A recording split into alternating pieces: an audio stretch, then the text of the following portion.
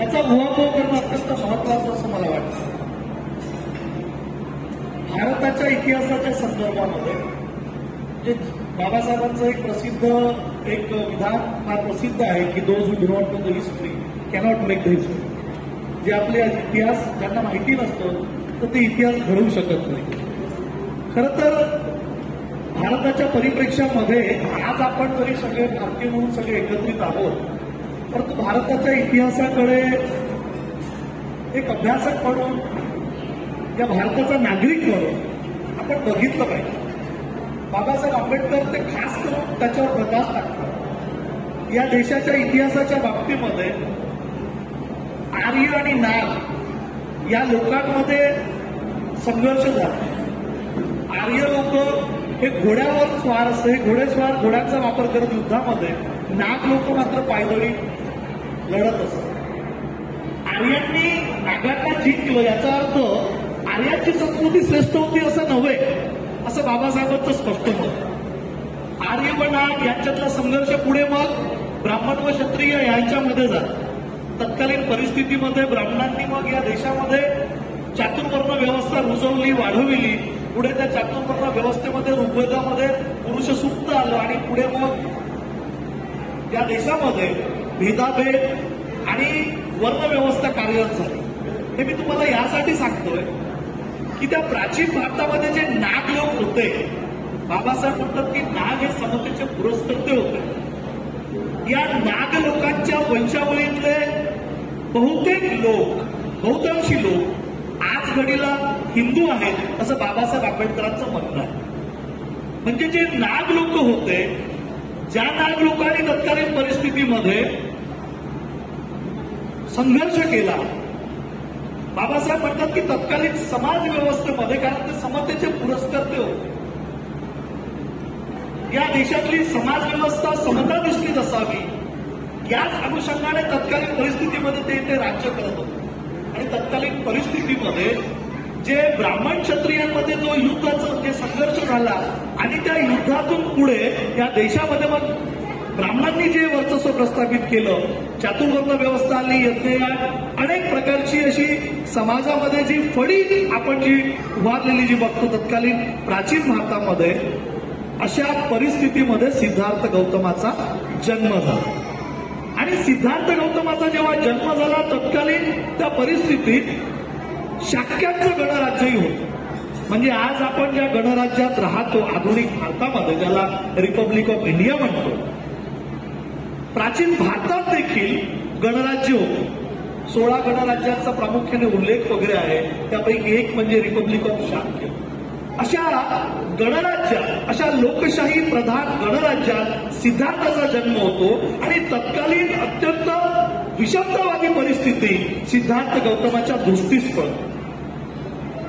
अशा या एकंदरीत समाज व्यवस्थेमध्ये सिद्धार्थ गौतमाला असं वाटतं की हे जे दुःखद असं सामाजिक चित्र हे आपण बदललं पाहिजे.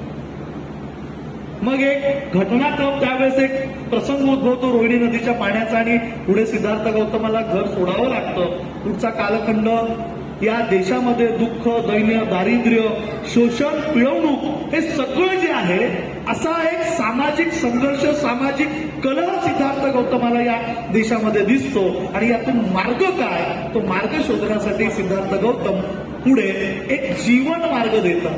त्याला धम्म म्हटलं जातं. एक सामाजिक लोकशाहीचा मार्ग या जगापुढे सिद्धार्थ गौतम बुद्धत्व प्राप्तीनंतर ठेवतात. तो जीवन मार्ग हा स्वातंत्र्य, समता आणि मैत्री या तत्वांना मानवी जीवनामध्ये अंगीकारून आपण आपलं जीवन ते आपण केलं पाहिजे. आपण आपलं जीवन तसं जगलं पाहिजे. हा जगाच्या पाठीवर प्रथमतः बुद्धाने या देशामध्ये दिलेलं हे तत्वज्ञान आहे.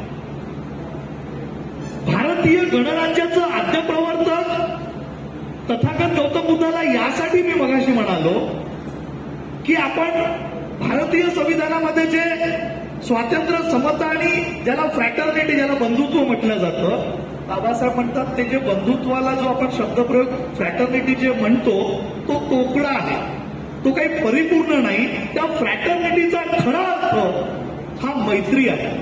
आणि फ्रॅटर्निटीचा खरा अर्थ मैत्री असल्यामुळे स्वातंत्र्य, समता आणि मैत्रीचा सिद्धांत हा 2500 वर्षापूर्वी सिद्धार्थ गौतम बुद्धाने या देशालाच नव्हे तर या जगाला, या एकत्रित मानव समाज व्यवस्थेला दिलेला आहे.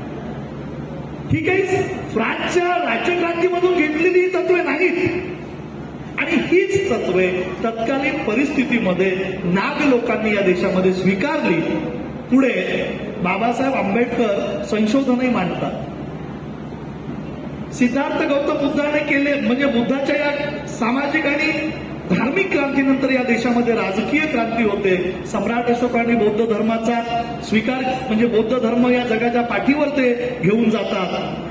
मग मात्र समाज व्यवस्थेमध्ये बहुसंख्य नाग लोकांनी तत्कालीन जो बौद्ध धर्म स्वीकारला, जगाच्या पाठीवर पुढे घेऊन गेला. सिद्धार्थ गौतम बुद्धाने जी क्रांती केली, अशोकाने जी क्रांती केली, पुढे मात्र या क्रांतीवर प्रतिक्रांती होते आणि बृहद्रथाची हत्या केली जाते. यांचा सम्राट अशोकांचा नातू पुष्यमित्र शुंग जो सेनापती असतो त्याचा गुरु हा पातंजली असतो. आणि मग तिथे प्रतिक्रांती होते, त्याची हत्या करून बृहद्रथाची तिथे पहिली प्रतिक्रांती होते. मग या देशामध्ये मनुस्मृतीचं राज्य येतं आणि पुढचा कालखंड होतो जवळपास 1500 वर्ष. तरी या देशामध्ये काही काळ थोड्याशा का प्रमाणात का असेना, परंतु जी स्वातंत्र्य, समता आणि मैत्रीची तत्व ही फार खोलवर रुजलेली असतात. कारण या देशातील बहुसंख्याक लोकांनी त्यांच्या मनाची मनोधारणाच अशी झालेली असते की आपल्याला जर जीवन जगायचं आहे तर या तत्वानुरूपच आपण जीवन जगलं पाहिजे. इतकी भक्कम त्यांच्या मनाची धारणा झालेली असते. आता हा पुढचा कालखंड मध्ययुगीन भारत आणि पुढे येतो. मग आता मी शिवाजी महाराजांच्या एकंदरीत तिकडे येतो. बाबासाहेब आंबेडकरांनी शूद्रपूर्वी कोण होते हा ग्रंथ लिहिला 1946. शिवाजी महाराजांचा खरा तर इतिहास समाजापुढे नसतो. बाबासाहेबांच्या पूर्वी ज्योतिबा फुल्यांनी शिवाजी राजांची समाधी शोधून काढलेली असते. शिवाजी राजांना पोवाडा लिहिलेला असतो, जयंती साजरी केल्या जाते. आणि बाबासाहेब आंबेडकरांना म्हणजे बाबासाहेब आंबेडकर ज्योतिबा फुलेंना गुरु मानतात. तर मग ते जे गुरु मानण्याच्या मागे काय काय कारणं असली पाहिजे याचा जेव्हा आपण शोध घेतो तेव्हा आपल्याला असं कळतं की बाबासाहेब आंबेडकर ज्योतिबा फुलेंना जेव्हा शूद्रपूर्वी कोण होता हा जे याचे ग्रंथ हा जो लिहितात तर त्या ग्रंथाची अर्पण पत्रिका त्यांना समर्पण करतात. ते अर्पण पत्रिका लिहितात. त्याच्यामध्ये लिहितात द ग्रेटेस्ट शूद्रज ऑफ इंडिया, भारताचा महानतम असा शूद्र ज्यांनी हिंदूंच्या एका मोठ्या वर्गाला जे गुलामीत खितपत पडलेले आहेत, दारिद्र्यात खितपत पडलेले आहेत, अशा एका मोठ्या वर्गाला त्यांच्यावर ज्या उच्चवर्णीय आणि उच्चवर्गीयांनी लादलेल्या गुलामगिरीविषयी जाणीव करून देतात असा महानतम शूद्र ज्याने परकीयांच्या गुलामगिरीपेक्षा म्हणजे तत्कालीन परिस्थितीमध्ये इंग्रजांचं राज्य होतं, परकीयांच्या गुलामगिरीपेक्षा सामाजिक लोकशाहीचा जीवन मार्ग हा श्रेष्ठ जीवन मार्ग आहे. या मार्गाने आपण गेलो पाहिजे. त्याच्यामुळे त्यांच्या गुलामगिरीपेक्षा स्वकीयांच्या गुलामगिरीतून मुक्त झालो पाहिजे हा संदेश ज्या महापुरुषांनी दिला असे ज्योतिबा फुले असं बाबासाहेबांचं वर्णन केलं. या अर्पण पत्रिकेमध्ये बाबासाहेब आंबेडकरांनी जे सामाजिक लोकशाहीचा जीवन मार्ग जो ज्योतिबा फुल्यांनी तमाम शूद्राती शूद्रांना दिला हे जे वक्तव्य करतात हा जो सामाजिक लोकशाही म्हणजे काय याचा जेव्हा म्हणजे मलाही असा प्रश्न पडला होता की म्हणजे प्रथम तर मला असा प्रश्न पडायचा की बाबासाहेब गुरु कशाला म्हणतात. कारण गुरु एखाद्याला मानताना काही तात्विक भूमिका म्हणजे नुसतंच कार्यकर्तृत्व तर आहेच आहे, परंतु कोणत्याही व्यक्तीला गुरुस्थानी मांडताना तात्विक बाब नेमकी काय बाबासाहेब नेहमी हे तपासून घेत असतात. आणि सामाजिक लोकशाहीचा जीवन मार्ग जर ज्योतिबा फुले या समाजाला देत आहे ते सांगत आहे शूद्राती शूद्रांना तर याचा अर्थ सामाजिक लोकशाही नेमकं काय तर याचा उहापोह याचा उल्लेख बाबासाहेब 25 नोव्हेंबर 1949च्या संविधान सभेतल्या त्यांच्या शेवटच्या भाषणात करतात. त्यावर मी येतोच.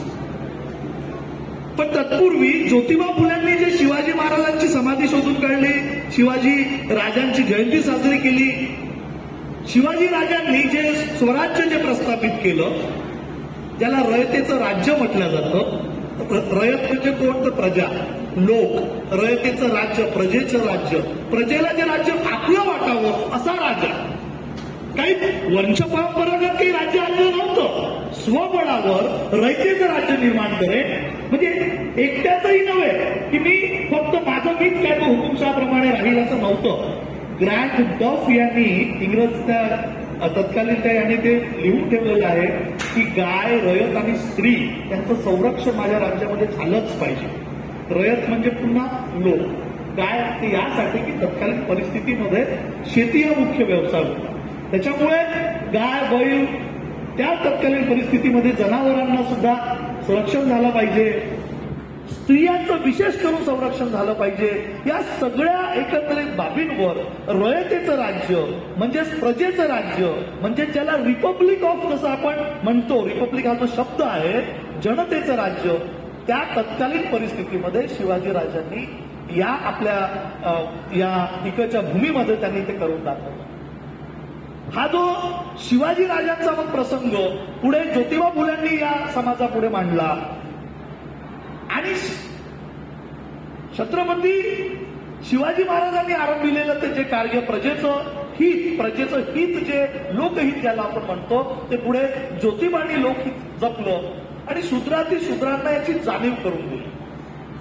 तर त्याच्यामुळे या देशामध्ये जे ब्राह्मणी व्यवस्थेने ब्राह्मण, क्षत्रिय, वैश्य, शूद्र आणि अतिशूद्र अशी जी रचना समाज व्यवस्थेची केली, ही अशी उभी आहे, ही अशी उभी फूट पाडणारी आहे, जी सिद्धार्थ गौतम बुद्धाचा त्याला प्रचंड विरोध होता. कारण सिद्धार्थ गौतमाचं जे तत्वज्ञान होतं ते होतं की not by birth but by worth. जन्माने काही एखाद्याची काही मोजमाप जे आहे त्याच्या जन्माने नव्हे, तर मला त्याच्या कर्तृत्वाने करायचं आहे. Not by birth but by worth. त्याच्यामध्ये ती किती कुवत आहे या अनुषंगाने त्याचं मूल्यमापन झालं पाहिजे. हे जे तत्वज्ञान बुद्धाने दिलं, त्या तत्वज्ञानाच्या बळावरचं पुढची जी वाटचाल आहे ती या लोकांनी केली. आणि बाबासाहेब आंबेडकरांनी सांगितलं की या देशातले शूद्र जे आहेत, जे शूद्र पूर्वी कोण होते याच्यामध्ये त्यांची मांडणी आहे. तर जे मी सुरुवातीला जे म्हणालो की जे नाग लोक जे राहिलेले होते, त्या नाग लोकांनी ज्यांनी बौद्ध धर्म स्वीकारला, मोठ्याने प्रचार प्रसार केला, त्यांची जडणघडण स्वातंत्र्य, समता आणि मैत्री या मार्गाने आम्ही आमचं जीवन जगू या अनुषंगाने त्यांनी सिद्धार्थ गौतम बुद्धाच्या तत्वज्ञानाला अंगीकारलं. तेच पुढे त्यांच्या त्या नाग लोकांच्या वंशावळीमध्ये पुढे त्या शूद्रांमध्ये ज्यांना जे राजे झाले, मग ते ज्योतिबा फुलेंनी जे आपल्या पुढे मांडलं, तर असं ते नाग लोकांच्या एकंदरीत जडणघडणीमध्ये संघर्षाची जी धग आहे, स्वतःला सिद्ध करण्याची जी धग आहे, ती आपल्याला पुढे छत्रपती शिवाजी महाराजांच्या अनुषंगाने, ज्योतिबा फुलेंच्या अनुषंगाने आणि बाबासाहेब आंबेडकरांच्या अनुषंगाने आपल्याला पाहावयास मिळते. ज्योतिबा फुलेंच्या नंतर पुढे बाबासाहेब आंबेडकरांच्या अनुषंगाने या देशाला एका नव्या उंचीवर नेणारे महामानव या देशाला लाभले.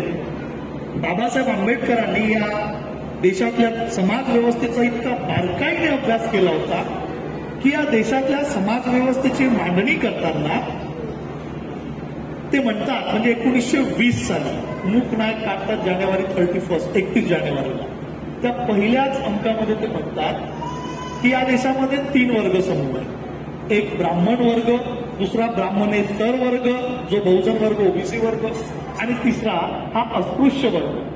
ब्राह्मण वर्ग, ब्राह्मणेतर वर्ग आणि अस्पृश्य वर्ग. ते म्हणतात की पहिल्या 2 वर्गाच्या प्रश्नांविषयी खल होत असतो, परंतु हा जो मोठा जो वर्ग, अस्पृश्य वर्ग, अवर्ण वर्ग, याचं काय?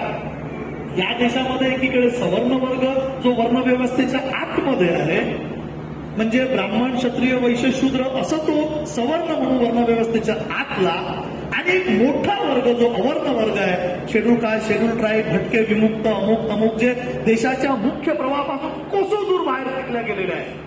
त्यांचं काय? अच्छा, त्यांची लोकसंख्या काही कमी नाहीये बरं. तत्कालीन बाबासाहेबांच्या त्या वेळेस जेव्हा गोलमेज परिषदेला ठणकावून बाबासाहेब सांगतात, तेव्हा म्हणतात की फ्रान्स आणि इंग्लंडच्या देशा एवढी एक मोठी लोकसंख्या या देशामध्ये असं अमानवीय जीवन जगत आहेत, अत्यंत तुच्छ आणि हीन असं जीवन जगत आहेत, तेवढी मोठी लोकसंख्या. यांचा लढा बाबासाहेब आंबेडकरांनी अग्रक्रमाने हाती घेतला. त्यांना बहिष्कृत वर्ग म्हटलं जायचं, डिप्रेस क्लास, अनटचेबल्स, हे सगळे नामाविधान आहे. पुढे त्याला शेड्यूल कास्ट म्हटल्यावर 1935च्या पुढे बाबासाहेब आंबेडकरांनी अग्रक्रमाने यांची चळवळ हाती घेतली. अवघ्या तरुण वयामध्ये पहिलं त्यांचं भाषण 21 आणि 22 मार्च 1920ला शाहू महाराजांच्या अध्यक्षतेखाली कोल्हापुरातील माणगाव येथे होतं. 1920ला किती वय बाबासाहेबांचं? 1891चा जन्म. अवघ्या 29 वर्षाचा एक तरुण शाहू महाराजांच्या अध्यक्षतेखाली ती सभा होती.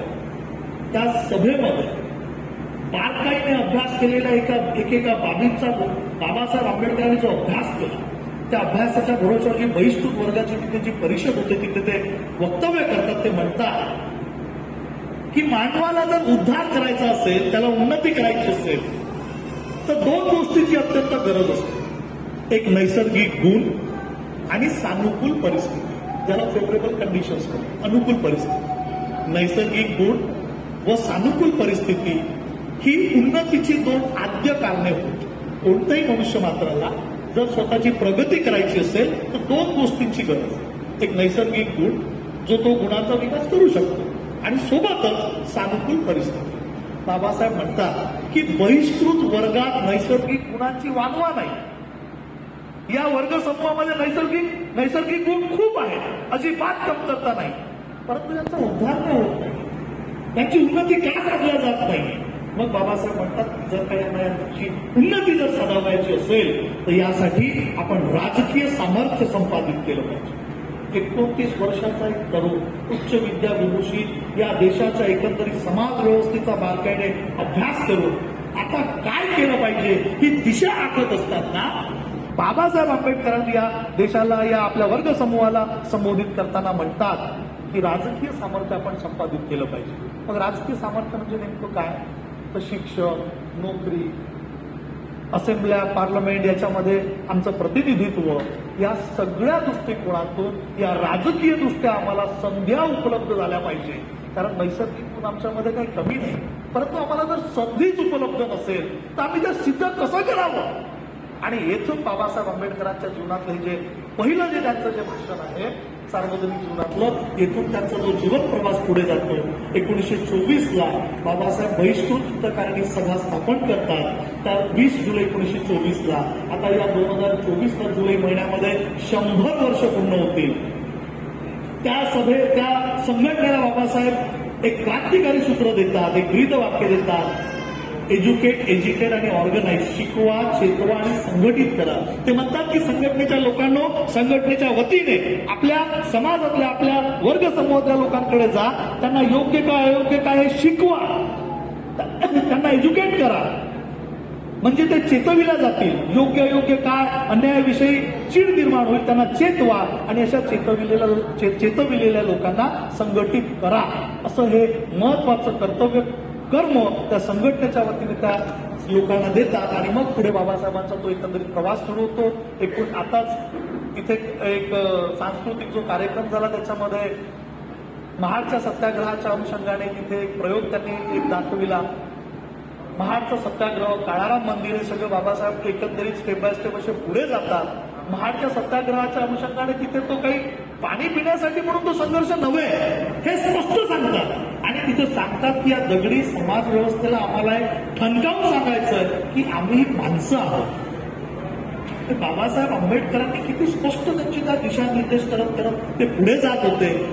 काळाराम मंदिराचा सत्याग्रह होतो, तिथेही त्यांना हे दाखवायचं होतं की येथील समाज व्यवस्था आम्हाला माणसं मानून घ्यायला तयार नाही. आणि मग या सगळ्या घटना घडामोडी, या एकंदरीत नोंदी त्या तत्कालीन इंग्रज सरकारच्या वतीने तिकडेही जायचं इंग्लंडला. आणि मग तिथे त्यांना हे माहीत व्हायचं की मोठा लोकसमूह असा आहे जो या देशाच्या मुख्य प्रवाहापासून अगदी बाहेर आहे.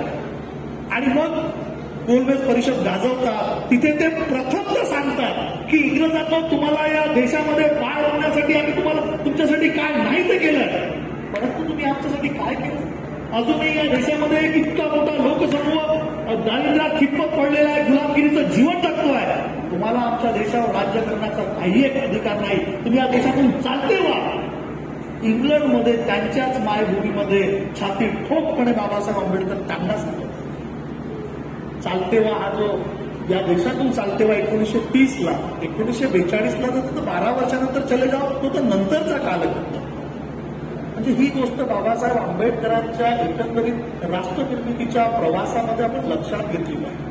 म्हणजे बाबासाहेब आंबेडकरांचं एकंदरीत या देशातला जो शोषित पीडित पददलित जो मागास जो समाज आहे SC ST OBC आणि हितपत पडलेले जे लोक आहेत हा जो खालचा वर्ग जोपर्यंत वर येणार नाही तोपर्यंत या देशाचं भवितव्य उज्ज्वल राहू शकत नाही. ही बाबासाहेब आंबेडकरांनी ठेवलेली जी बाब आहे आणि या दृष्टिकोनातून बाबासाहेबांचा एकंदरीत प्रवास सुरू होतो. 1935चा गव्हर्नमेंट ऑफ इंडिया ऍक्ट येतो आणि पुढे मग Babasaheb independent labour party 15 August 1936ला पहिला पक्ष काढतात. 17 पैकी 15 लोक निवडून येतात. आता हा जो पक्ष जो असतो इंडिपेंडंट लेबर पार्टी हा काही मूढभर एका विशिष्ट वर्ग समूहासाठी नव्हता. या देशातल्या तमाम SC ST OBC तमाम कामगार मजूर शेतकरी शेतमजूर या लोकांच्या उद्धारासाठी बाबासाहेब आंबेडकरांची ही भूमिका होती. म्हणजे या देशातल्या तमाम लोकांचा बहुसंख्याक लोकांचा या बहुजनांचा उद्धार मला कसा करता येईल या दृष्टिकोनातून बाबासाहेबांचा प्रवास सुरू होतो न होतो. पुढे अनेक कायदे करतात कामगारांचं हित कामगारांसाठी सगळं ते मी अशी विस्तृत तेवढी मांडणी करणार नाही कारण फार कमी वेळेमध्ये मला तो विषय मांडायचा आहे. बाबासाहेबांचा प्रवास सुरू होतो. पुढे दुसरं महायुद्ध येतं. आता दुसऱ्या महायुद्धाच्या प्रसंगी बाबासाहेब आंबेडकरांची मग भूमिका होती की या देशात आता दुसरं महायुद्ध एकीकडे इंग्लंड आणि दोस्त राष्ट्र दुसरीकडे जर्मनी हुकुमशाहीवादी आणि त्याचं राष्ट्र. अशा प्रसंगी आम्ही कोणती भूमिका घ्यावी. एकीकडे हुकुमशाहीवादी लोक वंशवाद मांडणाऱ्या हिटलरचा एकीकडे लोकसमूह दुसरीकडे सत्तावादी इंग्रज ज्यांच्या गुलामगिरीमध्ये आमचा देश आहे राजकीय दृष्ट्या. अशा वेळेस आमची भूमिका काय असावी. बाबासाहेबांना वाटतं की नाही अशा प्रसंगी आम्ही लोकशाहीच्याच बाजूने उभे राहू. जर का इंग्लंड आणि दोस्त राष्ट्र जर या देशावर उद्याला लोकशाही जर जिंकली तर उद्या चालून आम्ही तर लोकशाहीचे फळं खाऊच ना. पण जर हुकुमशाही आणि हिटलरच्या बाजूने जर का आम्ही गेलो तर आमचा विनाश अटळ होईल. या जगावर हुकुमशाही नाही. अशा प्रसंगी हे जे भेदाभेद करणारी जी हुकुमशाही आहे माणसा भेद मांडणारी जी नीती आहे यांना आपण तुडवलं पाहिजे. यांना आपण नकार दिला पाहिजे आणि मग तिथून तो प्रवास मग पुढे सुरू होतो. दुसरं महायुद्ध संपतं. क्रिप्स कॅबिनेट मिशन भारतात येतं. पण त्याच्याही पूर्वी 42ला काय होतं बाबासाहेबांपुढे क्रिप्स मिशन पुढे येतं. बाबासाहेब अस्पृश्यांचे प्रश्न त्या क्रिप्स यांच्या पुढे मांडतात. पण काय होतं की ते क्रिप्स बाबासाहेबांना प्रश्न करतात की तुम्ही मजुरांचे पुढारी आहात या देशातल्या बहुसंख्याक लोकांचे की अस्पृश्यांचे. पुन्हा बाबासाहेबांपुढे प्रश्न आव्हानं उभे राहायचे. बाबासाहेब त्यातून मार्ग काढायचे उत्तर शोधायचे. नाईलाज का असेना पण बाबासाहेबांना ते करावं लागायचं. एका तमाम मोठ्या वर्ग समूहासाठी उभारलेला मजूर पक्ष मग बाबासाहेब आंबेडकरांना या नागपूरच्या कस्तुरजन पार्कवर तेव्हा त्याला आर्सेनल मोहन पार्कही म्हणायचे आणि आर्सेनल ग्राउंडही म्हणायचे. इथे बाबासाहेब आंबेडकर 1942ला 18-19-20 जुलै 1942ला इथेच पक्ष त्यांचा मजूर पक्ष बरखास्त करतात आणि मग शेड्यूल कास्ट फेडरेशन होतं. म्हणजे एका मोठ्या लोकसमूहासाठी राबवलेली चळवळ पक्ष चळवळ आता बाबासाहेब आंबेडकरांना मात्र शेड्यूल कास्टच्या अनुषंगाने पुढे त्यांना यावं लागतं. म्हणजे एक पाऊल त्यांना मागे घेऊन पुढचा प्रवास पुन्हा करावयाचा असतो. अशातच पुढे या देशाला स्वातंत्र्य देण्यासाठी मग एक ते कॅबिनेट मिशन येतं आणि मग आता ती काय योजना राहील त्या अनुषंगाने संविधान कसं राहील काय राहील प्रक्रिया कसं राहील या सगळ्या प्रक्रियामध्ये बाबासाहेब आंबेडकर याच्यामध्ये त्या संविधान सभेमध्ये जातात. तत्पूर्वी 1946ला शूद्रपूर्वी कोण होते हा ग्रंथही लिहितात. त्याच दरम्यान स्टेटला त्यांची जाणीव करून देण्यासाठी शूद्रपूर्वी कोण होते ही जी सगळी बाबासाहेबांची जी पार्श्वभूमी जर का आपण तपासली तर बाबासाहेब आंबेडकर येणाऱ्या आव्हानांना पेलण्याचं पहिलेच जे काही तयारी करून ठेवायचे ते सगळं आपल्याला तसं चित्र आपल्याकडे दिसेल. बाबासाहेब आंबेडकर त्यांच्या त्या संविधान सभेमध्ये जेव्हा जातात तेव्हा तिथे एक प्रश्न निर्माण होतो की संविधान सभेमध्ये मुस्लिम लीग आणि काही प्रतिनिधी संस्थानिकांचे काही हजेरी लावत नाही. संविधानाच्या अनुषंगाने आता वाटचाल सुरू होती. तर तिथे त्यांचं असं म्हणणं असतं की ते बहिष्कार टाकतात मुस्लिम लीग आणि संस्थानिकांचे प्रतिनिधी. ते म्हणतात की म्हणजे त्यांचे काही वाद होतात तिथे तर त्याच्यामुळे ते उपस्थित राहत नाही. अशा वेळेस काय होतं की जयकर नावाचे तिथे जे प्रतिनिधी राहतात त्यांनी तो प्रस्ताव मांडलेला असतो, पण त्यांचं असं म्हणणं असतं की त्यांनाही आपण सक्तीने घेतलं पाहिजे, ते जरी अल्पसंख्याक असतील तरीही. तर त्याच्यावर तो तिथे चर्चा संवाद सुरू असतो. अचानकपणे काय होतं, बाबासाहेबांचा अगदी 9व्या दिवशी तिथे त्या सभागृहामध्ये बाबासाहेबांना पाचारण करण्यात येतं की आता या मुद्द्यांवर असा जो प्रश्न जिथे आता उभा झाला आहे की काय करावं, तर बाबासाहेब आंबेडकरांचं नाव राजेंद्र प्रसाद घेतात की please doctor Ambedkar will speak for this now. बाबासाहेबांना वाटतं अरे माझ्या पुढे तर जवळपास 20-22 लोक राहणार होते, कारण 50 लोकांनी नाव दिलेलं असतं की आम्ही आमचं मत मांडू इच्छितो. अचानकपणे बाबासाहेब आंबेडकरांचं नाव तिथे घेतलं जातं. बाबासाहेब म्हणतात की मी तर काही तयारीनिशी पण आलेलो नाहीये. तरी सुद्धा बाबासाहेब आंबेडकर जे 17 डिसेंबर 46चं जे भाषण करतात, ते भाषण तिथे उपस्थित असलेल्या त्या तमाम लोकांना हा देश आम्हाला कसा घडवायचा आहे, या देशाचं खरं खुरं भवितव्य कशात आहे आणि ते कसं असेल, ही जी एकंदरीत आखणी त्यांच्या पुढे मांडतात, ते सभागृह भारावून जातं. पहिल्यांदा असं होतं की अस्पृश्य वर्ग समूहातल्या प्रतिनिधींच्या सोडून ते प्रतिनिधी सोडून इतरही जे काँग्रेसचे किंवा जे बाकीचे जे पुढारी राहतात त्या सभागृहामध्ये, त्यांच्या पुढे बाबासाहेबांच्या विद्वत्तेचं तिथं त्यांना किती जाणीव होती. बाबासाहेब आंबेडकरांचं ते भरभरून कौतुक करतात आणि तेव्हा त्यांना वाटतं की या व्यक्तीशिवाय या देशाला दुसरा कोणी एक दिशा देऊ शकतात. त्या भाषणामध्ये बाबासाहेबांचं एक अत्यंत महत्वाचं विधान आहे. ते म्हणतात की इथे सगळे बसलेले आपण विविध वर्ग समूहाचे प्रतिनिधी आहोत, मीही तसा अस्पृश्यांचा पुढारी म्हणून या इथे या सभागृहामध्ये, परंतु आता अनुकूल काळ व परिस्थिती जर आपण निर्माण केली आणि आपण एकत्वाच्या भावनेने जर आपण एक आलो, तर या देशाला या जगातील कोणतीही शक्ती पराभूत करू शकणार नाही, इतकं या देशाच्या एकंदरीत या लोकसमूहामध्ये ती शक्ती आहे. बाबासाहेब म्हणतात की आपण एक गोष्ट लक्षात ठेवली पाहिजे, कोणत्याही व्यक्तीची प्रतिष्ठा, कोणत्याही नेत्याची प्रतिष्ठा आणि कोणत्याही पक्षाची प्रतिष्ठा ही कायमस्वरूपी नगण्य असते देशाच्या प्रतिष्ठेपुढे. देश हा सर्वश्रेष्ठ असतो. ही बाब त्या तमाम लोकांना बाबासाहेब आंबेडकरांनी ज्या पद्धतीने त्यांच्या पुढे मांडली, तेव्हा त्यांना कळतं की खऱ्या अर्थाने जर देश घडवायचा असेल तर आपल्याला या अनुषंगाने पुढे गेलं पाहिजे. पुढचा प्रवास सुरू होतो. या देशाची राज्यघटना लिहिल्या जाते. बाबासाहेब आंबेडकर या देशाच्या राज्यघटनेचे शिल्पकार ठरतात. एकंदरीतपणे त्या सभागृहामध्ये जे सभागृहाचं जे चित्र राहतं तत्कालीन परिस्थितीमध्ये जवळपास 7,500च्या आसपास प्रश्न येतात, त्याच्यापैकी 2,500च्या वर प्रश्न चर्चिले जातात. ते चित्र जर आपण बघितलं तर मी त्या चित्राच्या अनुषंगाने मला असं म्हणावंसं वाटतं की प्राचीन भारतामध्ये मिलिंद राजा होता. मिलिंद राजाला अनेक प्रश्न होते. त्या अनेक प्रश्नांची इतकी मुद्देसूद आणि इतकी सुस्पष्ट अशी उत्तरं तत्कालीन त्या परिस्थितीमध्ये म्हणते नागसेनाने दिलेली असते.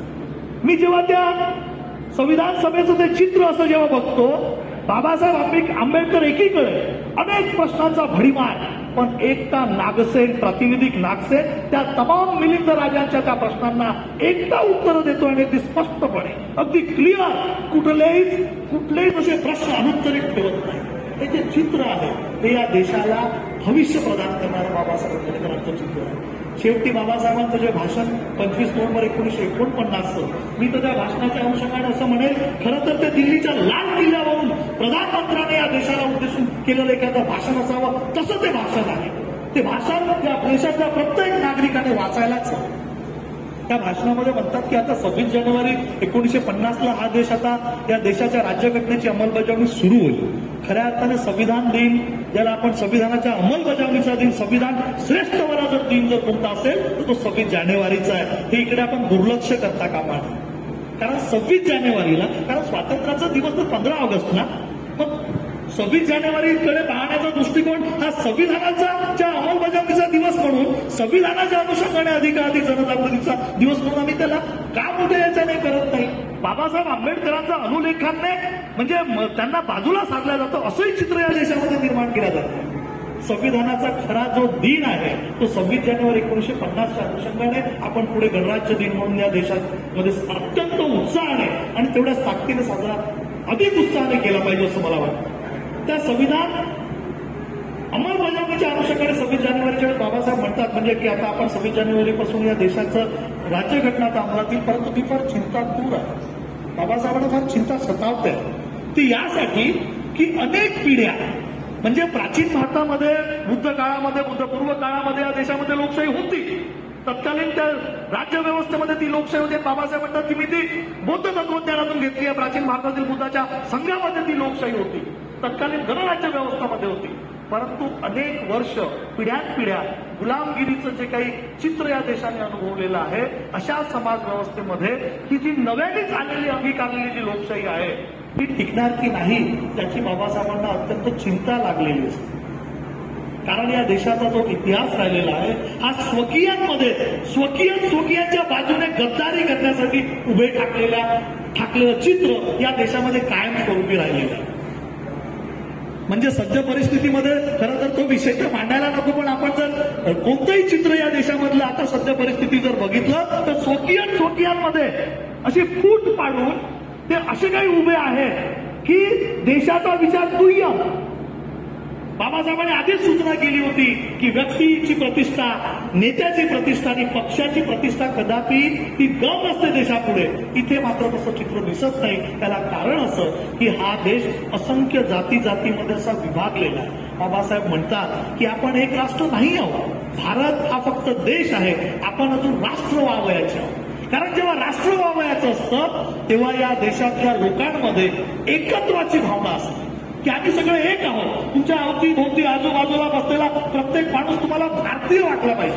घराच्या बाहेर पडताना मी कुठेही कोणत्याही परिस्थितीमध्ये हिंदू मुस्लिम शीख इसाई कोळी माडी अमुक तमुक कुणबी तेली चांभार मान मेहतर हे असं कदापि तुम्हाला वाटता कामा नये. मी फक्त भारतीय आहे. मी जीवन जगत असताना स्वातंत्र्य समता बंधुत्व याच दृष्टिकोनातून या प्रत्येक व्यक्तीकडे बघितलं पाहिजे. ही जी भावना आहे ही नैसर्गिक भावना जोवर या देशातल्या लोकांमध्ये रुजत नाही तोवर हा देश राष्ट्र बनू शकत नाही. कारण या देशामध्ये जवळपास 6,500च्या वर जातींमध्ये हा विभागलेला आहे.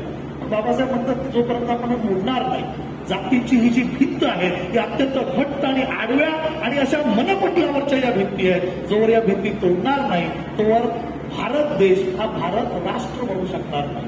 त्याच्यामुळे आज आपण फक्त भारत देश या अनुषंगाने भारत देशात राहतो. आपण भारत राष्ट्रात राहत नाही. कारण जोवर या देशामध्ये जाती जिवंत आहेत जोपर्यंत आपण या जातींचा नायनाट करत नाही अनिलेशन ऑफ कास्ट करत नाही तोपर्यंत आपल्याला राष्ट्र होणं कठीण. आणि ही सगळी मागणी बाबासाहेब आंबेडकरांनी त्या 25 नोव्हेंबर 1949च्या भाषणात केली. एवढंच नव्हे तर जाती निर्मूलनाचा मार्गही त्यांनी सांगितला सुचविला आहे.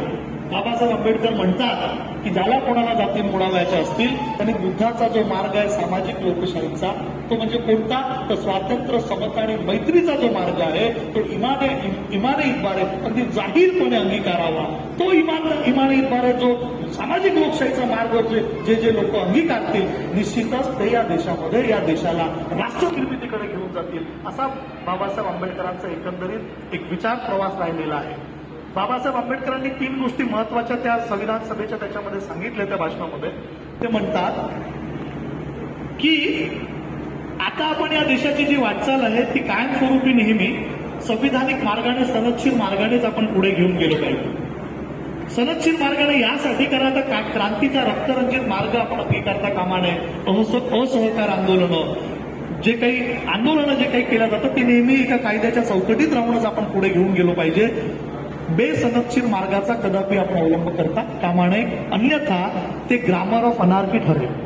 ते अराजकतेचं व्याकरण त्याला बाबासाहेब म्हणतात. तर तो मार्ग आपण कदापि त्या मार्गाने जाता कामा नये. दुसरी अत्यंत महत्वाची जी बाब आहे ती बाबासाहेबांनी जी सांगितली ती अशी कारण आता आपण या देशामध्ये संविधान अंगीकारलं. या भारताच्या लोकांनी आम्ही भारताचे लोक असं म्हणून या देशाचं जे संविधान अंगीकारलं आहे तर बाबासाहेब म्हणतात की संविधान किती चांगलं असो पण राबवणारे लोक जर प्रामाणिक नसतील तर ते संविधान पुचकामी ठरतं. पण संविधान जर सर्वसाधारण जरी असेल परंतु राबवणारे लोक त्यांची जर मानसिकता जर योग्य असेल तर ते चांगलं ठरतं ते योग्य ठरतं. हे जे विधान आहे हे बहुतांशी लोकांना सगळ्यांना ठाऊक आहे. परंतु या विधानाच्या पुढच्या ज्या ओळी आहे ना त्या अत्यंत महत्वाच्या. त्या अत्यंत महत्वाच्या यासाठी की बाबासाहेब पुढे म्हणतात की संविधानाचं जे भवितव्य आहे ते संविधानाच्या स्वरूपावर अवलंबून नसतं. संविधान खूप चांगलं आहे, अमुक आहे, तमुक आहे, खूप चांगलं आहे हे सगळे, परंतु त्याचं भवितव्य तर त्याच्या स्वरूपावर अवलंबून असतं. संविधान केवळ देशामध्ये स्टेट राज्यामध्ये कायदे मंडळ, कार्यकारी मंडळ आणि न्यायपालिका आणि न्याय मंडळ हे फक्त डिपार्टमेंट यांची आखणी करून देतं. मग पुढे कशावर अवलंबून आहे संविधानाचं भवितव्य? मग बाबासाहेब म्हणतात की लोक आणि लोकांनी त्यांच्या इच्छा आकांक्षाच्या पूर्तीसाठी निर्माण केलेले राजकीय पक्ष यावर संविधानाचं भवितव्य अवलंबून. म्हणजे संविधानाचं जर भवितव्य कशावर अवलंबून असेल हे जर तमाम देश बांधवांना बाबासाहेब आंबेडकरांना जे सांगायचं आहे ते सांगत आहे की लोक आणि लोकांनी त्यांच्या इच्छा आकांक्षाच्या पूर्तीसाठी संविधानाच्या अंमलबजावणीच्या अनुषंगाने किंवा अत्यंत ज्या काही त्यांना जे हा जो देश घडवायचा आहे या अनुषंगाने जे राजकीय पक्ष आता या देशामध्ये उतरतील मैदानात या रणांगणामध्ये त्यांच्या इच्छा आकांक्षा काय आहे, त्यांना हा देश कसा घडवायचा आहे यावर संविधानाचं भवितव्य अवलंबून आहे. मुद्दा असा आहे की या दृष्टिकोनातून जी राजकीय जनजागृती वावयास हवी, संविधानिक जनजागृती ज्याला म्हणता येईल, जी वावयास हवी ती जनजागृती मात्र समाजामध्ये त्या प्रमाणामध्ये होताना दिसत नाही. बाबासाहेब म्हणतात की राजकारणाच्या बाबतीमध्ये सांगायचं झालं तर तत्पूर्वी ते म्हणतात की धर्माच्या बाबतीमध्ये जर का भक्ती मार्ग जर अंगीकारला तर धर्मातील भक्ती तुमच्या आत्म्याचा मुक्तीचा मार्ग असूही शकेल, परंतु राजकीय दृष्ट्या राजकारणामध्ये जर का भक्तीचं जर खूळ जर माजलं, भक्तीचा मार्ग जर अंगीकारला गेला तर या देशामध्ये अधपतन या देशाचं झाल्याशिवाय राहणार नाही आणि अंतिमता या देशामध्ये हुकुमशाही आल्याशिवाय राहणार नाही. म्हणजे राजकारणामध्ये भक्ती किंवा विभूती पूजा ही अगदीच आपण पराकोटीची नाकारली पाहिजे हे बाबासाहेब आंबेडकरांनी 1949ला तमाम भारतीयांना उद्देशून त्या संविधान सभेमध्ये जे भाषण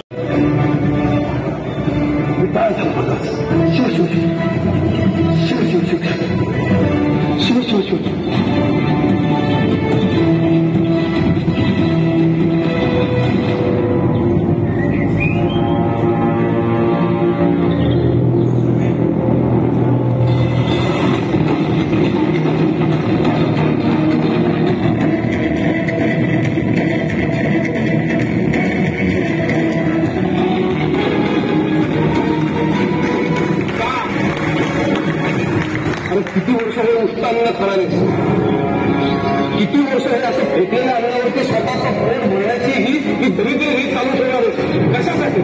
नको रे बाळा, एक लक्षात ठेव बाळा, आत्मसन्मान हे जगता येत नसेल तर ते जगणच नाही.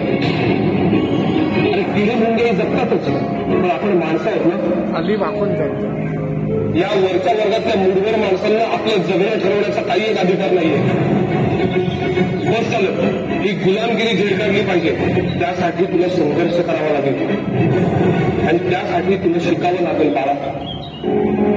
आपल्या बुद्धीच्या आणि ज्ञानाच्या जोरावर हे स्वतःला वरचढ समजतात, पण तीच बुद्धी तुझ्याजवळही आहे आणि त्याला धार येणारी ती केवळ आणि केवळ शिक्षणामुळे. तुला शिकलंच पाहिजे, संघर्ष केलाच पाहिजे. तू स्वतःचं आयुष्य बदलू शकतोस हे लक्षात ठेवा. शिकलास तर हक्काची भाकर मिळते.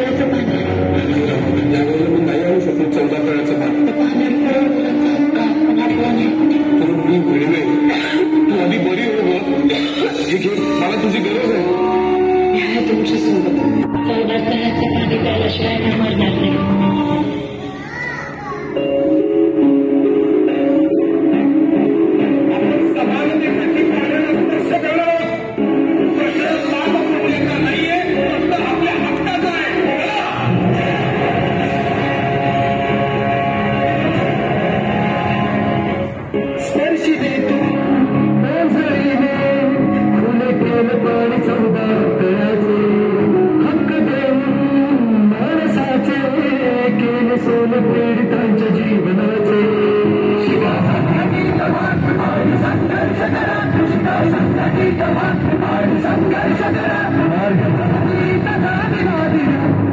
भीमराया माझा भीमराया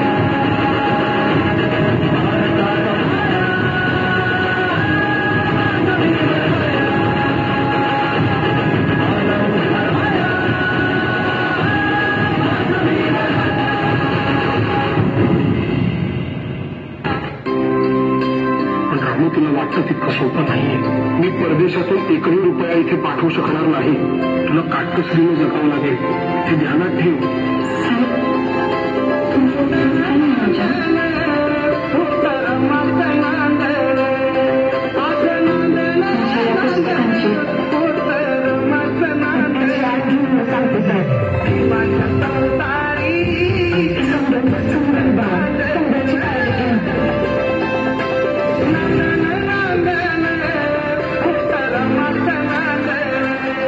ते तुम्हालाही अपील झाल्याशिवाय राहणार नाही. इतक्या सुंदर पद्धतीने ते मांडलेलं आहे.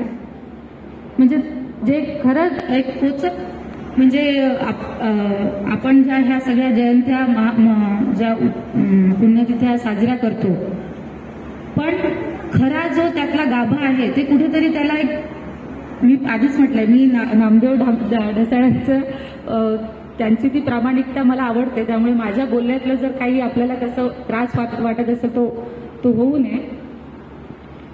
तर ती कुठेतरी आपल्याला म्हणजे त्या विषयाची जाण ते नाटक आपल्याला करून देतं. मी जिथून ऍडमिनिस्ट्रेशनच्या ज्या स्टेजवर बसलेले आहे आणि जिथून मी बघते, तेव्हा मला बऱ्याचदा असं जाणवतं की काही गोष्टी चुकीच्या होतात. म्हणजे मी एक स्त्री आहे, तर त्या कधी कधी त्यांच्या प्रोटेक्शनसाठी ज्या गोष्टी बनलेल्या आहेत त्याचा गैरफायदा घेणं, कधी कधी ज्या आपण बघतो की अॅट्रॉसिटीचा जो कायदा आहे त्याचा गैरफायदा घेणं, ह्या मी अनुभवलेल्या गोष्टी आहेत. तर मला असं वाटतं की हे जे आपलं आहे म्हणजे जे संघटन, त्यांनी कुठेतरी हे कन्स्ट्रक्टिव्ह काम करावं. आपण सगळ्यांनी मिळून एक असा अशी समाज व्यवस्था निर्माण करण्याचा प्रयत्न करावा की ज्यामध्ये खऱ्या अर्थाने स्वातंत्र्य, समता, बंधुत्व हे आपण जपू आणि आपण त्याचा पार्ट असू. फक्त हे बोलण्यासाठी नाही तर ते असण्यासाठी. जयराम जाधव साहेबांना एक गोष्ट मला आवर्जून सांगावीशी वाटेल की आपण म्हणालात की मला असोसिएशनची तेवढी माहिती नाही, पण एक मी खात्रीशीर सांगू शकते, हा माझा नागपूर रिजन आहे, हे माझं नागपूर सिटी डिव्हिजन आहे. इथल्या लोकांची मला माहिती आहे. हे लोक माझे आहेत, ही माणसं माझी आहे आणि यांची माहिती मला आहे.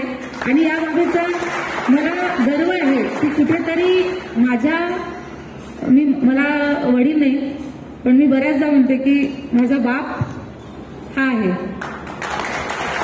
आणि या बापाच्या एका माझ्यावर जो सक्षम हात आहे त्यामुळे मी त्या पद्धतीने बोलू शकते की मी कधीच हे असं माझं काही ऍडमिनिस्ट्रेशन आहे त्यामध्ये तो भेदाभेद किंवा तो कधीच दिसून येत नाही. मी छातीडोकपणे ते सांगू शकते. तर आणि त्यासाठी जे मी म्हटलं की मी ते जगण्याचा प्रयत्न करते की माझ्या वडिलांनी जे मला शिकवलं आहे ते जगण्याचा प्रयत्न करते की स्वातंत्र्य, समता, बंधुत्व ह्या प्रत्येकाजणांमध्ये माझ्या रिजनच्या प्रत्येक माणसामध्ये, माझ्या रिजनच्या प्रत्येक एम्प्लॉईमध्ये मी ते बघण्याचा प्रयत्न करते. माझ्यासाठी उत्तम काम ही एवढीच ओळख माणसाची पुरेशी आहे. तो त्याचं आडनाव काय आहे आणि तो कोणत्या युनियनचा आहे आणि तो कोणत्या असोसिएशनचा आहे हे माझ्यासाठी तेवढं महत्वाचं नाही. आणि हे मी तेवढंच निर्भीडपणे आणि छातीडोकपणे सांगू शकते. कारण आजची जयंती आणि आजच्या जयंतीला ज्याची आपण करतो आहे ते जसं प्रशिक आनंद सरांनी म्हटलं की not by birth but by worth. तर आज आपण ज्यांची जयंती साजरी करतोय आहे, आपण संयुक्त जयंती साजरी करतो आहे, पण आपण त्यामध्ये आंबेडकरांचा विचार केला तर not by birth but by worth, how he has got reach up to that worth, हा प्रवासही तितकाच अभ्यासण्याचा आहे. म्हणून मी तुम्हाला म्हटलं की हे जे त्यांचं भाषण होतं हे आपल्याला एका भाषणामध्ये ते पूर्ण कळणार नाही, त्यामध्ये त्या अभ्यासाची जोड लागणार. आज आंबेडकरांची इतकी पुस्तकं आपल्यासमोर अवेलेबल आहेत, पण आपण एक प्रामाणिक प्रश्न स्वतःला विचारावा आणि त्याचं उत्तर स्वतःचं द्यावं, कुणाला नाही. आणि ते तुम्ही स्वतःला ते उत्तर द्यावं की आपण त्या पुस्तकांना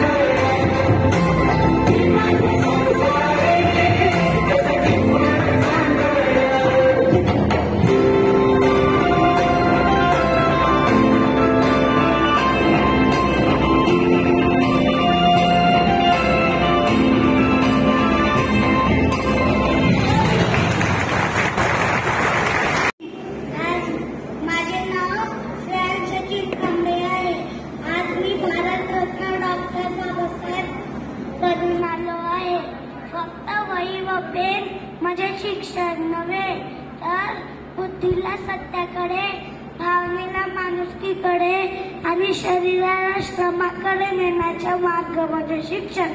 शिक्षण हे वाघिणीचे दूध आहे, जे ते प्राशन करणार ते वाघासारखा गुरगुरल्याशिवाय राहणार नाही. म्हणून शिका, संघटित राहा आणि संघर्ष करा. थँक्यू.